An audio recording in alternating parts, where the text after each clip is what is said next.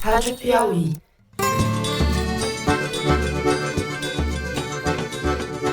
Olá, um feliz 2020 para todos, se possível for. Está começando mais um Foro de Teresina, o podcast de política da revista Piauí. We took action last night to stop a war. We did not take action to start a war. E depois desse recesso tumultuado, Toledo e Malu, do fim de ano, estamos de volta ao estúdio em Ipanema. Eu, Fernando de Barros e Silva, tenho o prazer de conversar com José Roberto de Toledo. Fala, Toledo. Opa! A ideia é bonita, né? Um juiz para investigação e um juiz para ação penal. É inviável na prática, né? É questão de constatar que não cabe na nossa estrutura judiciária. Malu Gaspar. Fala, Malu.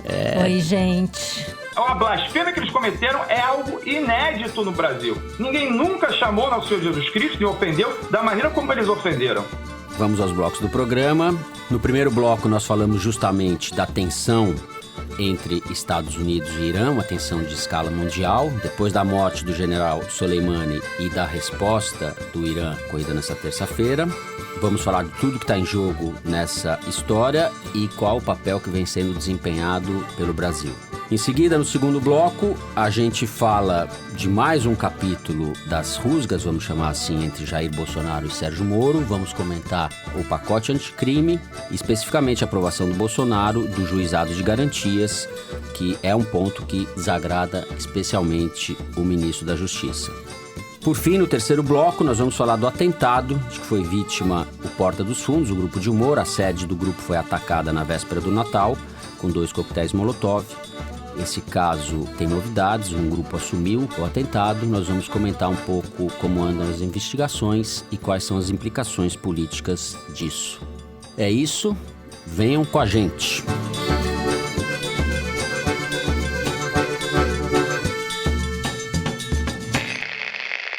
Muito bem, o ano começou de maneira bastante preocupante. Eu recapitulo. No último dia 2, um drone americano matou o general iraniano Qasem Soleimani. O ataque ocorreu no aeroporto de Bagdá, no Iraque, e foi ordenado pessoalmente pelo presidente norte-americano Donald Trump. O Soleimani, além de ser o chefe da divisão de elite da Guarda Revolucionária Iraniana, era uma pessoa bastante popular no seu país e houve vários desdobramentos desde o dia 2.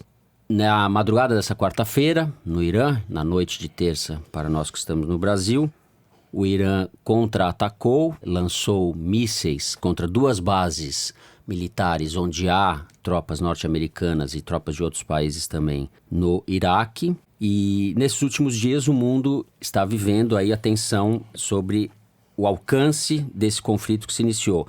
Uma coisa é certa, o mundo está evidentemente mais instável.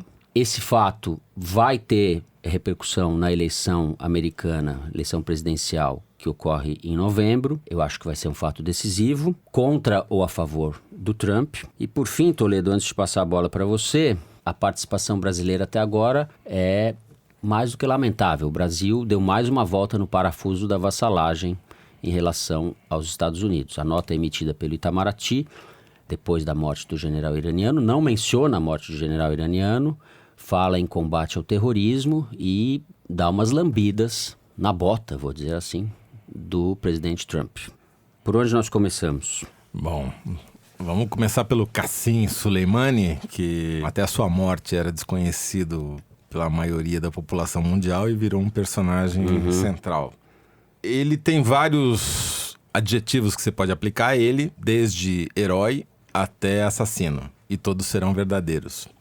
No Irã e no Iraque, ele é visto como o real comandante militar que derrotou o Estado Islâmico no Iraque, na Guerra do Iraque, porque eram forças não iranianas, mas financiadas pelo Irã, e mais especificamente pela divisão que ele comandava, que fizeram o fogo direto no chão contra o Estado Islâmico, enquanto os Estados Unidos operavam desde o ar.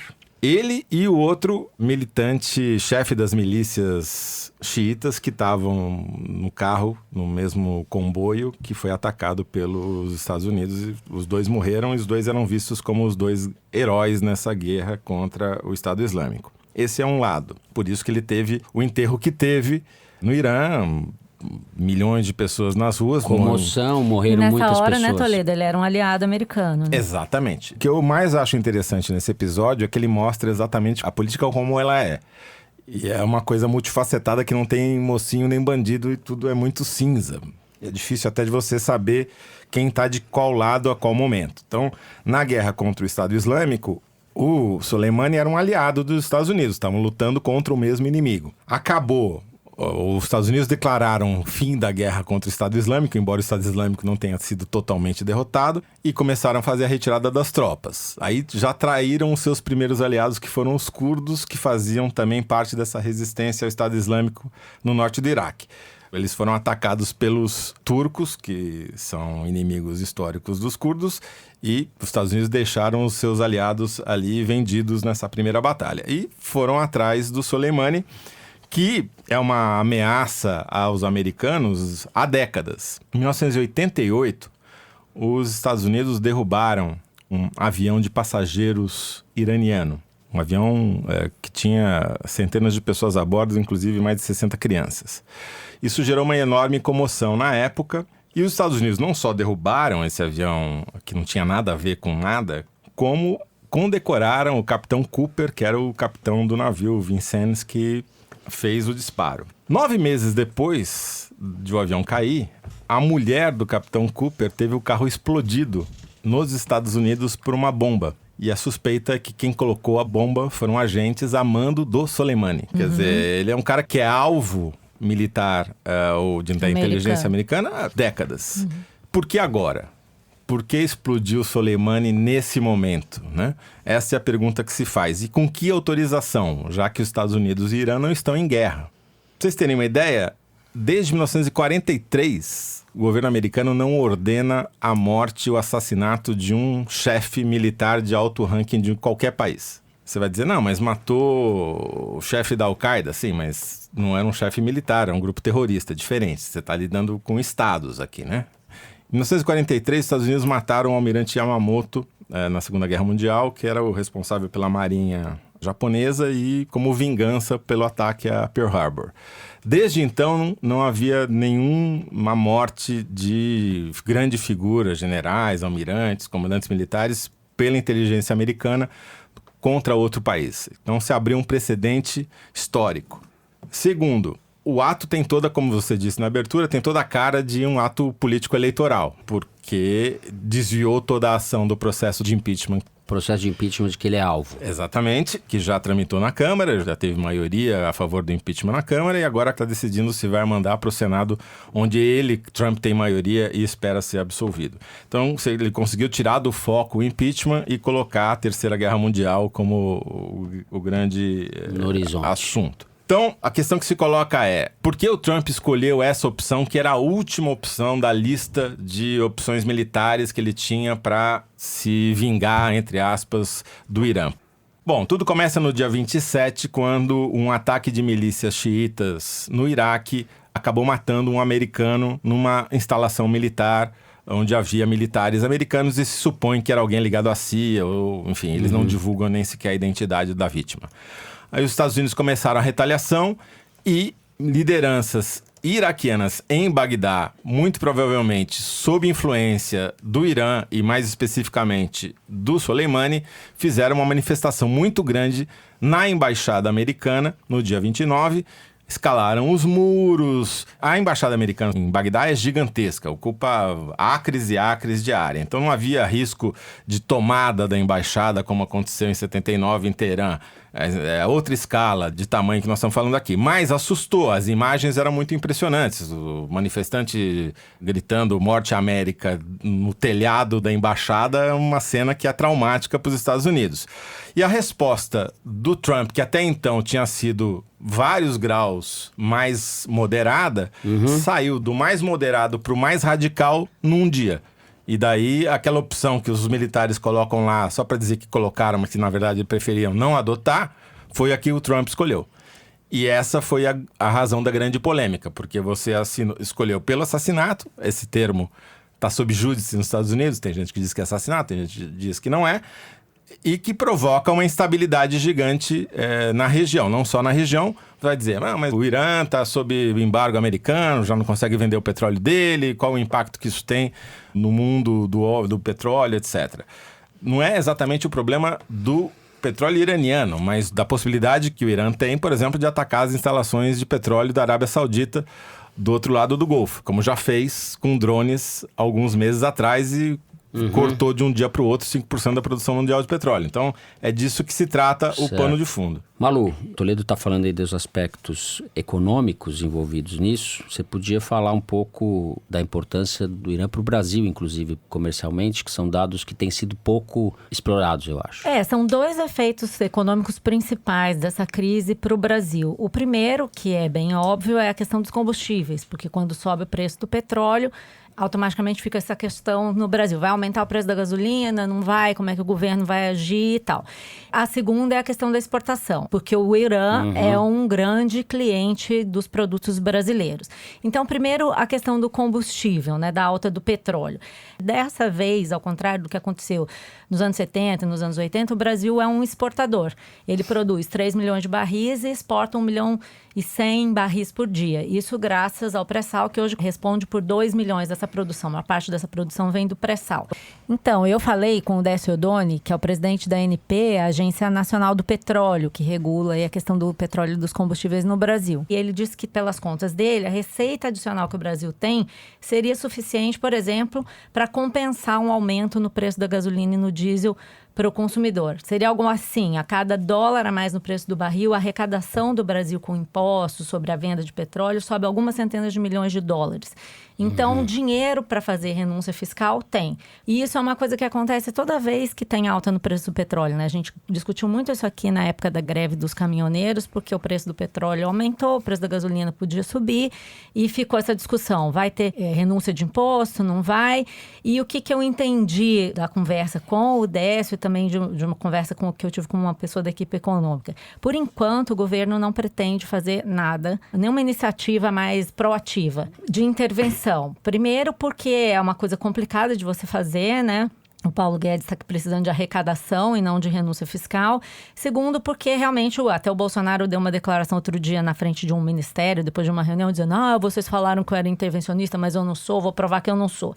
Então, existe uma questão, como a Dilma fazia isso, ele não quer fazer o que a Dilma fazia. Então, existe uma questão aí de fundo, que é se o Brasil seria um intervencionista ou não. Aparentemente, isso não vai acontecer, pelo menos por enquanto, até porque no grupo de autoridades que acompanha essa crise, existe uma avaliação de que não vai ter uma alteração muito grande no preço do petróleo. Não tem tido, né? Ontem, com esse ataque às bases iraquianas, aumentou, o petróleo chegou a aumentar, o preço do barril chegou a aumentar 4%, mas depois caiu de novo. Então, aparentemente, isso não vai ter grandes efeitos sobre o preço do petróleo. Só um parênteses, acho que é importante a gente notar que se antigamente os países da OPEP eram importantes, Irã, Arábia Saudita, os países do Oriente Médio que dominavam a OPEP, faziam mudar o preço do petróleo conforme tivesse uma crise dessas, hoje isso não é mais verdade. A OPEP hoje responde por 30% da produção mundial e o grande país produtor de petróleo que pode alterar o preço do petróleo hoje no mundo é justamente os Estados Unidos, por causa do shale gas, o gás de xisto. Então mudou completamente a lógica, inclusive das guerras. E aí vem essa questão do Irã como cliente do Brasil. A nota brasileira, essa nota que você citou, a nota do Itamaraty, falando em terrorismo e apoio aos Estados Unidos, até o Ernesto Araújo fala que vai estar numa reunião do grupo de países sul-americanos e que vai discutir algum tipo de reação ou resposta a esse tipo de ação. Ela pegou muito mal, obviamente, no Irã, porque é um país que tem um saldo comercial com a gente de 2 bilhões de dólares, quer dizer, o Irã compra do Brasil 2 bilhões de dólares a mais do que o Brasil vende, é o nosso maior comprador de milho, compra soja, compra carne bovina, é o nosso quarto maior cliente, o quarto maior importador de produtos brasileiros. Como eu digo, bullshit talks, money walks. E aí, assim, é importante a gente ver que, por causa disso, o Irã chamou a representante de negócios do Brasil em Teherã, foi chamada para dar satisfações para o país sobre essa nota. E aí, ato contínuo, o que a gente começou a ouvir de Brasília? Os generais e os membros do governo vazando aí para a imprensa. Olha, a partir de agora a orientação é o silêncio. Por quê? Porque o Bolsonaro quer fazer um agrado ao Trump, mas também não quer pagar o preço de ter os produtos brasileiros vetados no Irã.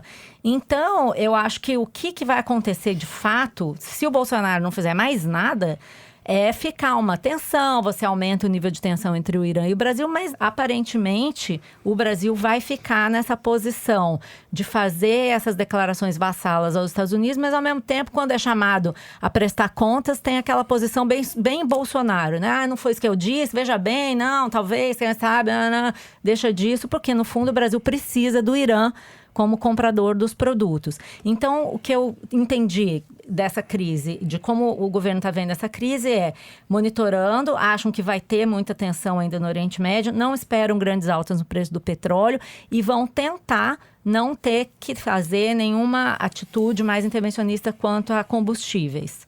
Entendeu? Agora, a gente está estourando um pouco tempo, mas acho que o assunto merece. Pode ser o último, né? Pode ser o último Pode programa. ser que a gente não tenha mais oportunidade de falar sobre isso, né? Aliás, sobre nada. O governo iraniano, depois do contra-ataque às bases no Iraque, já soltou uma nota dizendo que não pretende dar continuidade, ou seja, falando que, por hora pelo menos, não vão escalar a crise. Todo mundo interpretou isso como um tom abaixo do que seria esperado. Ele não, em vez de escalar, né, de aumentar, fez lá um gesto simbólico e, inclusive, os iranianos avisaram o governo do Iraque que iam bombardear. Ou seja, eles deram tempo para evacuar as bases. Ou seja, era uma coisa realmente simbólica. Eu perguntei hoje por WhatsApp para o Renato Machado, que é um jornalista brasileiro que está baseado em Teherã, qual tinha sido a recepção da população iraniana ao ataque de mísseis às bases no Iraque. Falou, basta, isso aí é suficiente, se tapa na cara, como disse o Ayatollah Khamenei sobre o ataque, eles vão ficar satisfeitos? Ele falou, as pessoas com quem eu conversei aqui, não. Acharam fraco, pouco. Foi pouco. Eu não vejo nos Estados Unidos hoje algo como a gente pode chamar de inteligência estratégica para administrar os efeitos de uma situação que saia de controle. Porque ali é uma região de conflitos acumulados, tem um nó político-religioso, além dos interesses econômicos aos quais a Malu se referiu. É uma região muito sensível e não vejo nos Estados Unidos capacidade para manter isso sob controle, porque a dinâmica dessas crises é imprevisível, por natureza.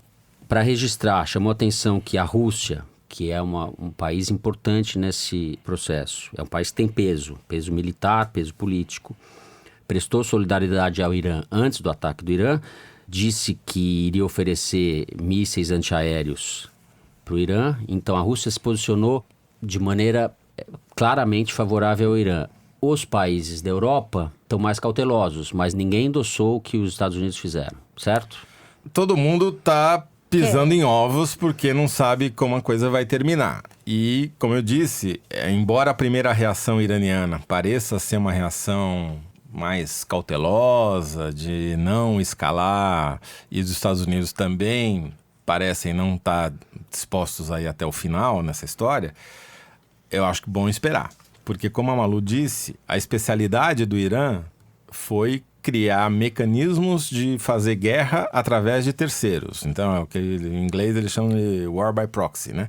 Então, você financia o Hamas, financia o Hezbollah, financia todas essas milícias xiitas no Iraque, fornece equipamento militar, fornece inteligência para essas, ou seja, conhecimento, não só conhecimento, mas informação sobre como atuar, onde atuar, quando atuar. A morte do Soleimani pode ser considerada um golpe a esse esquema, porque ele era o chefe dessa guerra by proxy, Mas ele não era o único. É ilusão achar que era um exército de um homem só. O exército iraniano tem 1 milhão de pessoas. E a maior parte dos armamentos é de origem russa. Quer dizer, eles vão ter apoio. E com relação ao Brasil, também não interessa ao Irã acabar com as relações comerciais, porque ele depende da comida brasileira para alimentar a sua população lá. Ninguém acha que ele vai, de uma hora para outra, trocar todo não o fornecimento de milho. E já chamou o representante diplomático para uma reunião sobre questões culturais, que já está dando uma diminuída no tom também nessa questão com o Brasil. E tem um outro fator que é importante, que é o seguinte: a situação do Irã, economicamente, era muito ruim por conta do embargo que os Estados Unidos vem fazendo já desde que o Trump assumiu. Sim. E, politicamente, o governo estava muito pressionado até o assassinato do Soleimani. Você tinha tido demonstrações em Teherã com milhares de pessoas nas ruas. Última coisa antes de fechar, só queria lembrar que o Trump, na campanha eleitoral, prometeu não fazer mais guerra, hein? Tá quebrando sua promessa. E ele disse, já foi a penúltima coisa, a última é a seguinte: viu? Para ser eleito, Barack Obama vai iniciar uma guerra contra o Irã, tuitou Trump em novembro de 2011. Bom, eu acho que eu já disse isso ano passado, mas como dizia Sócrates para Alcebiades, jovem, isso não vai acabar bem. Com isso, terminamos o primeiro bloco. No segundo, voltamos definitivamente para o Brasil. Vamos tratar da tensa relação entre Sérgio Moro e Bolsonaro, desta vez em torno do pacote anticrime. Muito bem. Nós saímos de 2019, mas 2019 não sai da gente. No dia 24 de dezembro, na véspera do Natal, todos estavam de folga, obviamente, mas não o presidente Jair Bolsonaro, que sancionou com vetos o pacote anticrime. Foi publicado no dia 25 de dezembro. O que mais chama atenção é o fato de ele ter incorporado, não ter derrubado, a figura do juiz de garantias. Ela foi introduzida agora no sistema jurídico brasileiro. O pacote passa a vigia a partir de 23 de janeiro. O juiz de garantias é o seguinte: ele cuida das decisões durante o processo de investigação, antes, portanto, do julgamento. Para dar um exemplo, nessa fase pode ter decreto de prisão preventiva, expedição de mandado de busca e apreensão, interceptação telefônica, quebra de sigilo fiscal, etc, etc. Enfim, em resumo, o juiz de garantias monitora o processo desde o momento da abertura do inquérito até o final da denúncia. Não é ele quem julga o caso. O ministro Sérgio Moro foi contra, sempre foi contra, e se manifestou depois que o Bolsonaro deixou esse item no pacote.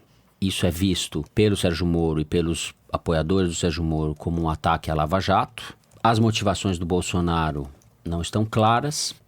Há, evidentemente, a suspeita de que ele pensou no seu filho, Flávio, ao aprovar essa medida. Maria Lúcia Gaspar, o que a gente acha do juizado de garantias? A gente? A gente acha alguma coisa unanimemente aqui no Foro de Teresina? Eu tô concordando com você, seja lá o que for a sua opinião. A gente tá em momento paz mundial. A gente tá numa manifestação anti-terceira guerra. Mas é o seguinte, acho que tem duas coisas importantes de notar aí nessa questão. Primeiro é essa coisa do juiz de garantia, que o pessoal que é a favor da Lava Jato está dizendo que é o fim do mundo, tem gente dizendo que é inconstitucional. Eu acho que é tudo, entramos aí nesse terreno da histeria narrativa, né? O juiz de garantia, como você falou, nada mais é do que um juiz que vai monitorar o inquérito do momento em que ele é aberto na polícia até o momento em que a denúncia do Ministério Público é apresentada. Isso é uma coisa que eu pessoalmente acho que é justo. É justo que você tenha alguém do judiciário observando ali e dizendo, olha, isso aqui você pode fazer, isso aqui você não pode fazer. E pode até, digamos, acelerar as investigações. Vamos supor que você tenha até na Lava Jato inquéritos que vão e voltam, porque o juiz fala, olha, precisa complementar, isso está errado, precisa refazer. Um juiz de garantias, que seja um juiz correto, pode evitar essas idas e vindas num processo e ajudar a instruir o inquérito da melhor forma possível para que o processo seja mais acelerado. Hoje, quem faz isso é o mesmo juiz que vai julgar o caso. Então, o que os defensores do juiz de garantia argumentam é que, da forma como é hoje, aumenta a chance do juiz que vai julgar o caso se envolver com a investigação e já haver algum tipo de parcialidade na decisão final. Daí, porque seria interessante ter um juiz para a fase de instrução e um outro juiz só para o julgamento, que não tivesse nada a ver, que pudesse olhar o caso de uma forma mais imparcial na hora de julgar. Perfeito. Claro que você pode ter juízes de garantia, como se diz que era a expectativa do Bolsonaro, de que tivesse um juiz entre o inquérito e o juiz final que vai julgar, que pudesse dar uma aliviada ali para ele. Mas isso, a suspeita sobre uma atuação de um juiz, ela pode acontecer antes ou depois. E a questão em relação à Lava Jato, eu acho que tem muito a ver com o que as pessoas pensam retrospectivamente. Se tivesse um juiz de garantias, será que tinha sido aprovado, por exemplo, a divulgação da interceptação do grampo do Lula? Porque aí não seria o Sérgio Moro que decidiria se grampeia, se faz operação, se faz busca, apreensão. Todas essas etapas que são feitas anteriormente no inquérito, antes que o Ministério Público apresente a denúncia, não teriam passado pelo Moro. Há uma discussão se a medida vale para os casos em andamento, né? Se o juiz de garantia isso já vai valer, isso vai ser decidido no STF. E não vai ser fácil, É uma proposta com a qual juízes federais tendem a não concordar, a Associação dos Juízes Federais já se manifestou dizendo que não concorda, mas tem vários setores do judiciário que apoiam. Em São Paulo, isso é adotado de forma... Não se chama juiz de garantia, mas é assim que funciona. Existe um departamento que acompanha os inquéritos já justamente com essa função e que, se saiba, não houve nenhuma grande injustiça ou atraso em processo por causa disso. E era também uma proposta da oposição, uma proposta defendida, inclusive, pelo Marcelo Freixo, do PSOL, que cantou vitória quando esse ponto foi aprovado. Mas é curioso porque quando a gente falou com ele, eu falei com ele algumas semanas, a gente falando justamente do pacote anticrime, ele mesmo já deu de barato que isso não seria aprovado. Nós botamos ali o juiz de garantia, mas eu sei que vai cair, né? Todo mundo meio que colocando essa proposta como um bode na sala, uma coisa que o Bolsonaro poderia vetar. E a outra ideia era de levantar justamente essa discussão e falar da Lava Jato e tal.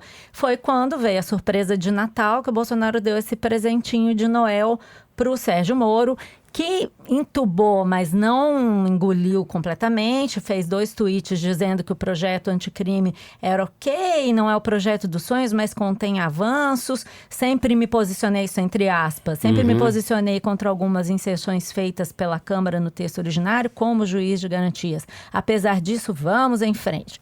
Ele falou isso para deixar claro que essa não era uma proposta a favor dele. E aí, primeiro que assim, o Sérgio Moro, disse que 40% das comarcas no Brasil só tem um juiz e não teria como fazer o juiz de garantias. Em resposta a ele, o Conselho Nacional de Justiça divulgou um dado recentemente falando que não são 40, são só 20. De fato, existe uma dificuldade de implementação. Mas eu acho que assim... Você tem um judiciário em que os juízes têm não sei quantos meses de férias, não sei quantos auxílios. Se está todo mundo interessado em tornar a justiça eficiente, é importante você criar mecanismos de fazer isso. Existe uma pressão corporativa, porque isso vai obrigar a contratar mais juízes, mas se quiser fazer isso sem gastar mais, também dá para fazer. Né? Se o negócio é transformar a justiça em algo mais eficiente, tô dentro. E isso não é uma jabuticaba brasileira, né? Tem países... tem na Itália, Alemanha, tem na Espanha... Argentina e Chile, aqui na América Latina, não sei se outros países A também. ideia de que você tem um equilíbrio num processo judicial, não sei como alguém pode achar que isso é uma coisa ruim. Muita gente acha isso. A Lava Jato não teria acontecido se tivesse um juiz de garantias. Mas aí você está invertendo a lógica das coisas. Você tem que ver o que é o princípio que vale. Possivelmente, um juiz de garantia teria aprovado as interceptações. Talvez ele tivesse coibido alguns abusos que aconteceram na Lava Jato. A gente vai achar isso ruim? Não é possível. Mas o que eu acho que é importante, que é legal a gente acompanhar, a repercussão que isso teve nas redes sociais. Assim, muita gente associada ao bolsonarismo, ou ex-bolsonaristas, mas certamente moristas, saíram chamando o Bolsonaro nas redes de traidor. Teve um movimento muito grande de pessoas e ex-apoiadores do Bolsonaro, ou apoiadores do Bolsonaro, que se revoltaram com essa iniciativa que foi entendida como um movimento do Bolsonaro contra o Moro, que realmente foi. Eu acho que existe uma tensão ali entre os dois, e a gente já falou sobre isso em outros programas, no sentido de que o Bolsonaro sabe que o Moro é mais popular do que ele. A gente tem a pesquisa da Datafolha, acho que o Toledo vai comentar, tô vendo ele ali com a tela, nem vou estragar seu prazer de comentar as pesquisas. Uma coisa é essa coisa de que o Bolsonaro precisa do Moro. O Moro é a pessoa em que a população mais confia, segundo a última pesquisa da Datafolha. E precisa ter o Moro ali no seu governo. Por outro lado, o Moro não pode ficar muito forte a ponto de desbancá-lo numa eleição de 22. Agora, o Moro está começando a botar as manguinhas de fora. Então, você tem o Muda Senado se manifestando a favor do Moro, um grupo de senadores. A imprensa tem alguns sites que estão defendendo o Moro. Está ficando claro que o Moro também vai bancar essa tensão até um momento que seja interessante para ele sair do governo. Porque ele também fora do governo é muito mais fraco do que dentro. E ele está aproveitando para formar a sua base política. Então, eu acho que daqui para diante, essa tensão não vai diminuir. É meio assim, essa coisa aí nos Estados Unidos, vai ter um ataquezinho ali, outro ataquezinho aqui, e vão ficar bancando uma tensão até o momento em que seja interessante para um dos dois se desvencilhar do outro. Ou fazer um acordo. Ou fazer um acordo. Com o Moro se transformando numa força política cada vez mais definida, com a sua base política muito clara e muito particular. A base dele, não do Bolsonaro, entendeu? Toledo. Bom, eu vou pegar da onde a Malu parou. Encaro essa questão dentro desse contexto maior, que é a relação Bolsonaro-Moro, que já foi mais tensa. O Rodrigo Maia contribuiu durante muito tempo colocando uma cunha e afastando os dois. Depois o Moro percebeu que isso ia de encontro aos interesses dele próprio e começou a remediar essa relação. Não ao encontro, de encontro. De encontro. Contra, né? Colidindo Isso. com seus interesses. Momento professor Pasquale de Toledo. E começou a tentar costurar uma aliança mais, pelo menos nas aparências, mais firme com o presidente e seu chefe imediato. Os bolsonaristas brigam quando você fala que o Moro é candidato potencial em 2022, porque dizem que ele é apenas candidato a ministro do Supremo. Eu, particularmente, não concordo com esse ponto de vista. Eu acho que a mosquinha azul da política picou o Moro. Nossa, total, imagina. De um jeito que é irremediável. Acho que as ambições dele são muito além, então do outro lado da Praça dos Três Poderes. Não concordo com você. Ele está ali olhando diretamente para o Palácio do Planalto. A pesquisa da Datafolha deixa muito claro duas coisas. Primeiro, o Bolsonaro tem uma base forte política que ele não perdeu e que é muito difícil de ele perder. Ele tem 30% da população que fecha com ele, né? Chega ao cúmulo de ter 42% que dizem que ele sempre age como um presidente deveria agir, ou na maioria das vezes. Chega ao cúmulo, é bom. Porque, né, vamos convir que o cara de Raider, com a camiseta que ele dormiu na noite anterior, fazendo reunião ministerial, não é exatamente a imagem de um presidente da República. Se a gente for falar sobre chinelo isso, Raider, meu filho. não é isso. Essa entrevista que a Veja fez com ele no fim do ano, ele recebeu com a camisa de um time, não sei nem que time é, time desconhecido, e daí quando o repórter pergunta a ele por que ele estava com essa roupa, ele falou que dorme com a camiseta. Então ele recebeu de pijama os jornalistas.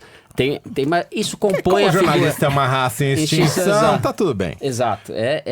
Aqui ali tá tudo errado, enfim. Mas enfim. Coisa errada em série. 42% acham que nada. tá tudo bem do jeito que Sim. ele é presidente, tá certo? Não tá incomodada com a imagem que ele projeta como presidente. 43% tem esperança. Acha que o governo Bolsonaro vai ser ótimo ou bom. 41% dá nota 7 ou superior ao governo, ao que ele já fez até agora. Quer dizer, ele tem uma base que vai ser muito difícil de oposição conseguir desgastar a ponto de torná-lo politicamente inelegível, digamos assim. Porém, o Moro, na pesquisa de avaliação das personalidades, aparece ainda melhor que o Bolsonaro. O Moro tem 25% de nota 10.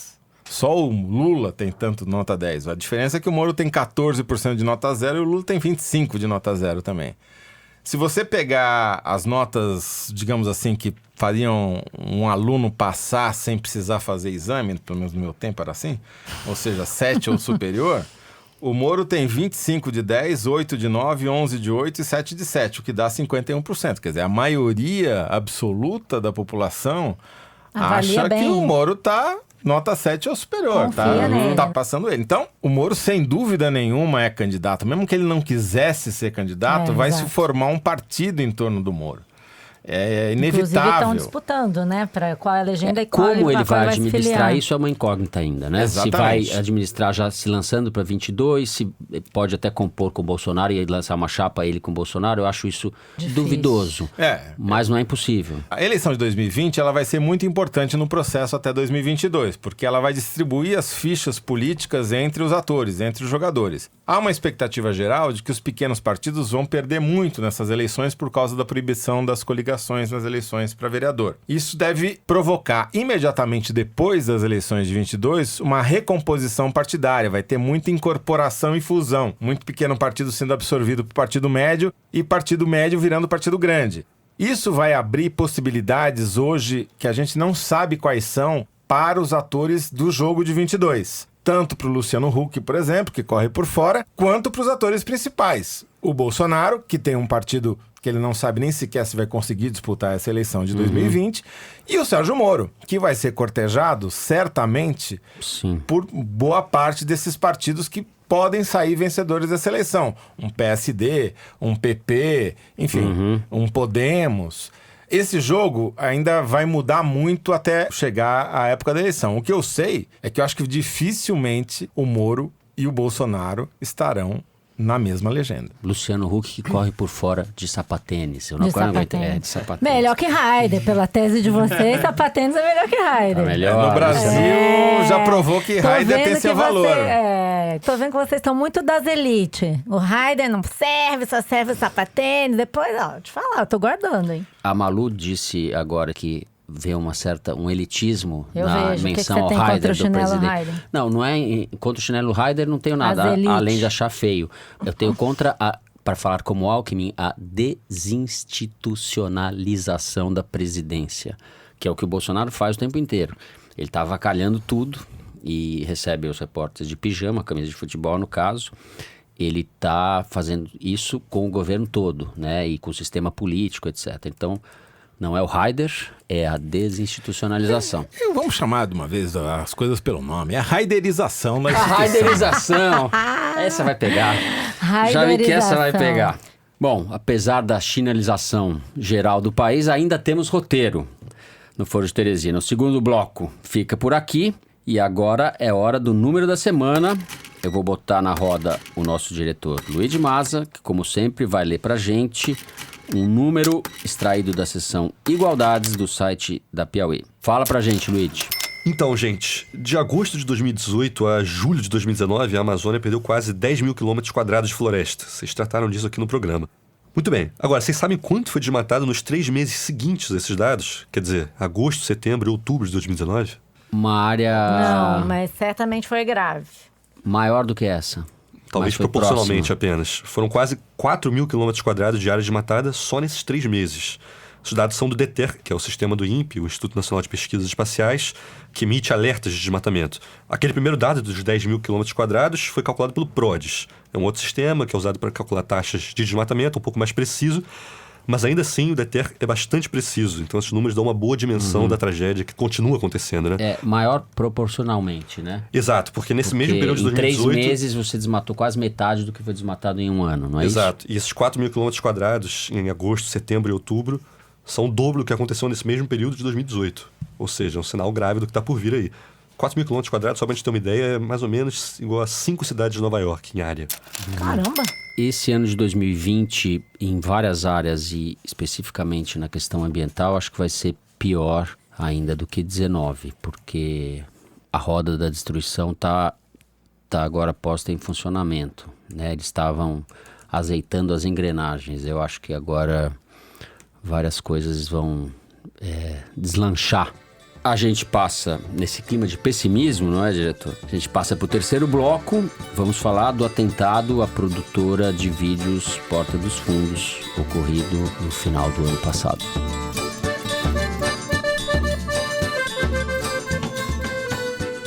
Muito bem. No último foro do ano passado, o nosso Kinder Ovo foi um áudio de um deputado gritando, vociferando baixarias e insultos contra o Porta dos Fundos, o grupo de humor, um dos grandes acontecimentos do humor brasileiro nos últimos anos, para o meu gosto. Ele fazia isso porque o Porta dos Fundos fez um especial de Natal como faz todos os anos, e nesse ano eles caracterizam Jesus Cristo como um personagem gay. Talvez nesses tempos seja preciso dizer, é um programa de humor, o que nem todo mundo parece entender. Por causa dessa sátira, no último dia 24, véspera de Natal, a sede do Porta dos Fundos aqui no Rio de Janeiro foi atacada na madrugada de 24 por 2 coquetéis Molotov na sede. Houve um início de incêndio que foi contido pelo vigia do prédio. Ninguém saiu ferido. Em seguida, um grupo de homens encapuzados divulgaram um vídeo assumindo a autoria do atentado, esteticamente, inclusive, inspirado nesses vídeos que a gente vê de grupos terroristas depois de atentados, enfim, vídeos com a voz alterada, assumindo a autoria desse atentado e manifestando desagrado em relação ao fato do Porta dos Fundos ter feito essa sátira com Jesus Cristo.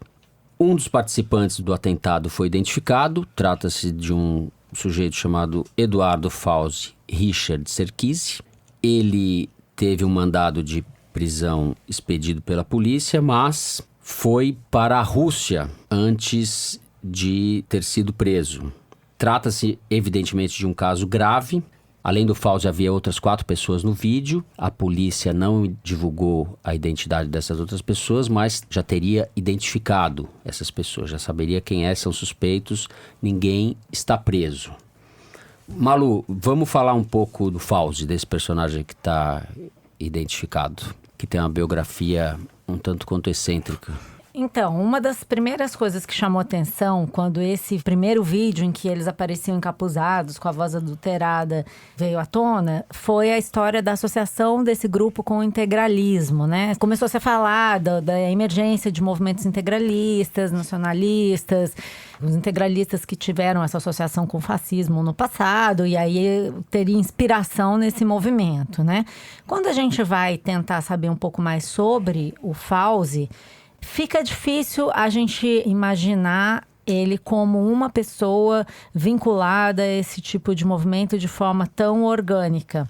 O Fauzi se formou em economia na UFRJ e na faculdade ele sempre teve um pouco esse tom nacionalista. Ex-colegas de faculdade dele me contaram que ele sempre se gabava na faculdade de ser uma das pessoas que financiavam um movimento que se chamava MV Brasil. Quem viveu aqui no Rio nos anos 80 lembra de pichações na rua que diziam assim: Halloween é o cacete, o que interessa é o Saci Pererê, Halloween é satanismo, essa coisa vinculada à valorização da cultura, idioma e riquezas do Brasil. Sempre se disse essa pessoa nacionalista e tal. Mas era aquele cara da faculdade que é o figura da faculdade, dançava zouk. Para começar, eu não entendi como que uma pessoa que se diz do movimento da valorização da cultura e do idioma do Brasil vai dançar uma dança estrangeira, né? Achava que ele devia dançar uma dança nacional. Que se dizia um malandro do centro da cidade, porque o pai dele era dono de estacionamentos e ele se dizia ali do movimento da Lapa e tudo, e ele era convidado para festas, ele estava em todos os eventos, não tanto como a piada do grupo, mas como figura que conta histórias engraçadas e conhece essa coisa da dança, das mulheres do centro, da Lapa e tal. Então ele sempre foi visto como uma criatura folclórica. Na faculdade não era uma pessoa violenta, que depois a gente veio a constatar que ele era, né? Um dos processos pelos quais ele responde, no qual ele foi condenado, inclusive à prisão, e recorreu ao processo pela agressão que ele cometeu contra um ex-secretário de Ordem Pública do Rio de Janeiro, o Alex Costa. Filmado ao vivo e a cores durante uma operação para coibir estacionamento ilegal.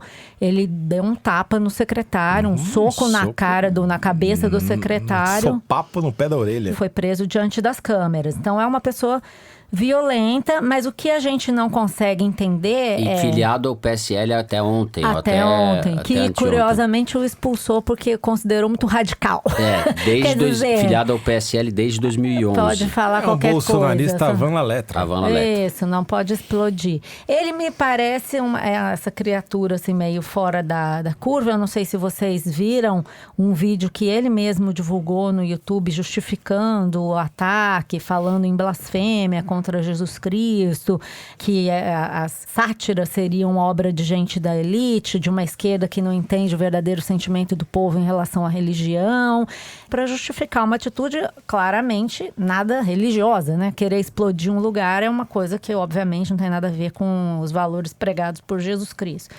Mas, enfim, ainda está por ser explicada qual é a relação, até que ponto esse movimento do Fauzi é um movimento, uma iniciativa dele, mais alguns amigos radicais, como a polícia suspeita, ou se é uma coisa mais perigosa e mais assustadora, que seria o nascimento de um movimento realmente radical que acha que tem que lidar com atos como esse, que são atos terroristas, em última instância, para tentar demonstrar suas ideias e provar seu ponto, né? O que a polícia do Rio suspeita que seja a explicação mais provável é que é um grupo de amigos do Fauzi, alguns que dançavam com ele, essa dança Zouk que ele dançava, se auto-intitulava o Rei do Mambo na faculdade. E pronto, todos leitores de Olavo de Carvalho, isso é importante, a polícia considera que uma coisa que os unia eram essas teorias do Olavo de Carvalho, mas que não seria um grupo político amplo, nada disso. Claramente uma personalidade perturbada, que embora tenha ideias conexas, só fala coisas desconexas. Toledo. É aquilo que em sociologia se chama caquerada marginal. Ou seja, são os caras que pegam carona no sentimento do que eles interpretam como sentimento popular da ocasião, né? São basicamente oportunistas que querem se promover ou querem ter algum tipo de vantagem, atuando sempre nesse limiar entre a legalidade e a ilegalidade. Quer dizer, o cara se diz presidente da Associação dos Flanelinhas, mas na verdade era dono de estacionamento clandestino. A agressão ao secretário foi justamente porque estavam fechando o estacionamento ilegal que ele tinha, e ele foi lá e a resposta dele foi, assim, no espírito cristão, dar uma bordoada na orelha do secretário. Ou seja, é uma turma que eu digo que é bolsonarista avant la lettre, porque está afiliado desde 2011, o Bolsonaro só se filiou ao PSL em 2018. É um tipo de excrescência social que vive, chama de caquerada, que vive justamente pegando essas migalhas, não se enquadra totalmente no sistema, mas aproveita as brechas que o sistema deixa e faz esse discurso supostamente revolucionário, supostamente anti-establishment, mas que na verdade é um discurso oportunista para levar vantagem em tudo. Acho bastante grave esse episódio, porque ele não se dá no vazio, né? Existe um incentivo, às vezes explícito e muitas vezes por omissão, um ambiente político que está sendo criado no Brasil que favorece ou, no mínimo, é omisso em relação a esse tipo de atentado. É um atentado terrorista, poderia ter matado o vigia, com motivação político-religiosa. Eu vi vários amigos que falaram, o filme não é bom, não é essa a discussão. Mas esse tipo de vídeo é importante no momento em que o Estado laico no Brasil está fragilizado. A gente está longe de ter um Estado religioso, mas a gente tem uma interferência religiosa na vida republicana inédita. E a religião associada a valores muito conservadores, pessoas que são contra as conquistas da modernidade, a rigor. Esse sujeito é claramente...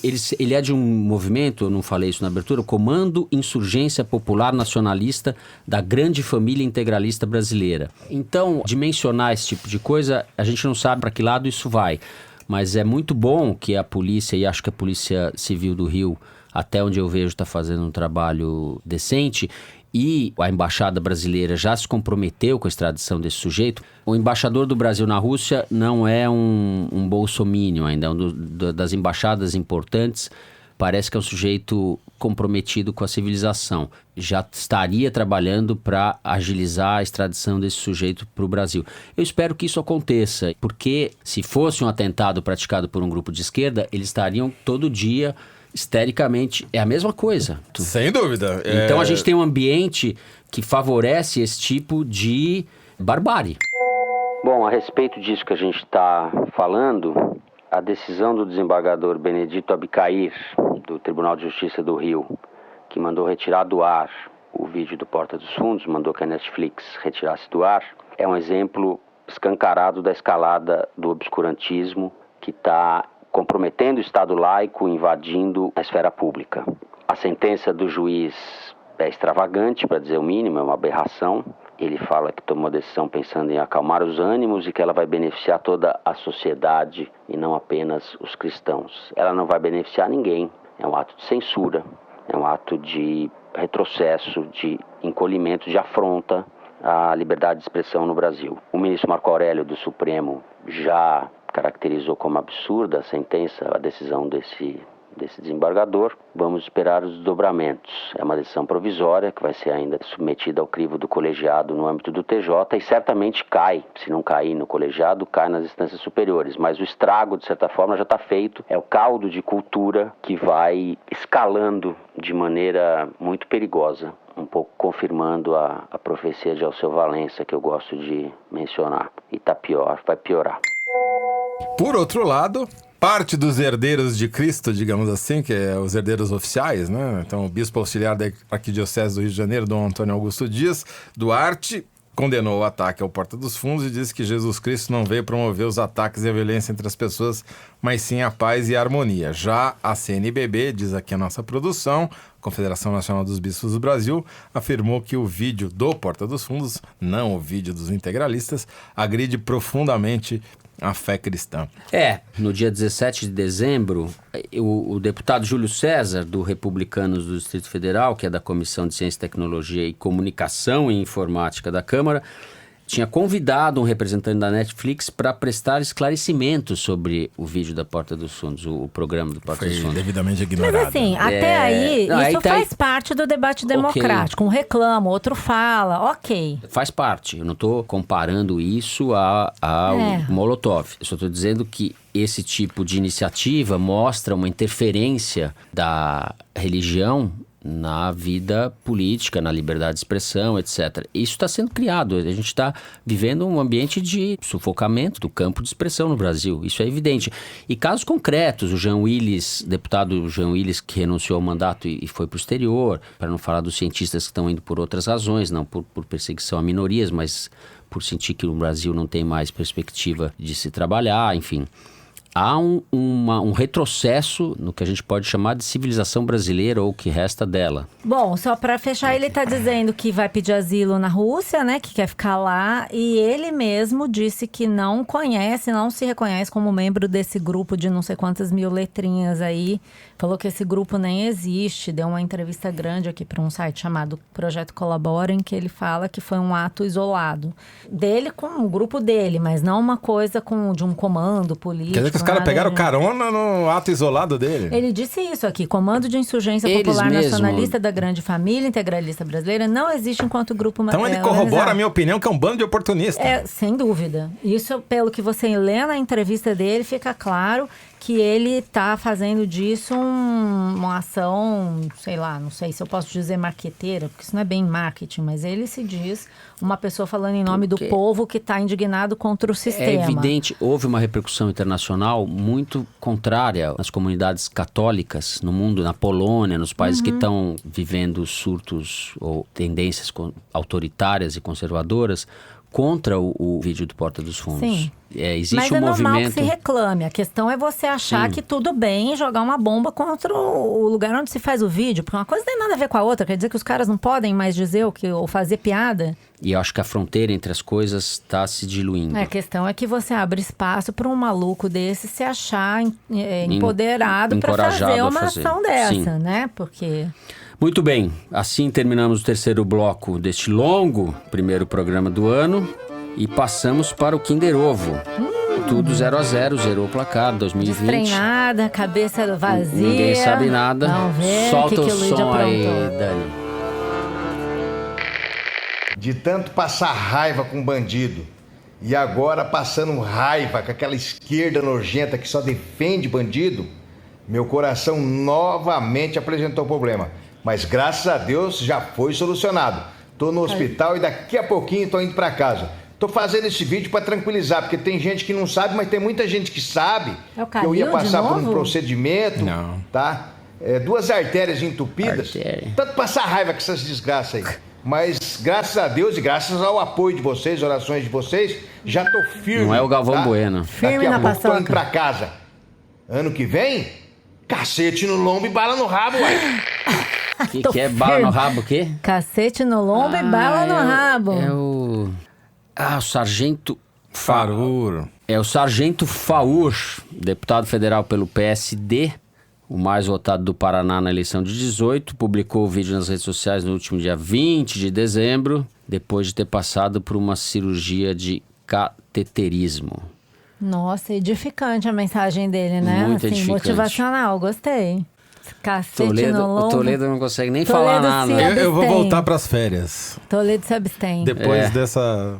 Você achou que 2020 ia ser um novo ano? Eu achei que tudo ia mudar, que a gente ia revolucionar o Kinder Ovo. Não, mas é a Terceira Guerra Mundial, meu filho.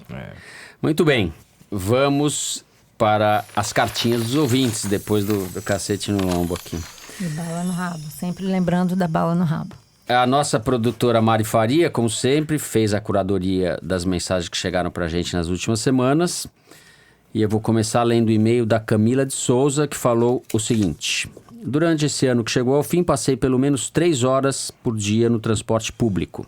O foro ajudou a tornar essa jornada muito mais leve. Agora, em 2020, vou trabalhar numa escola que fica a apenas 30 minutos de casa.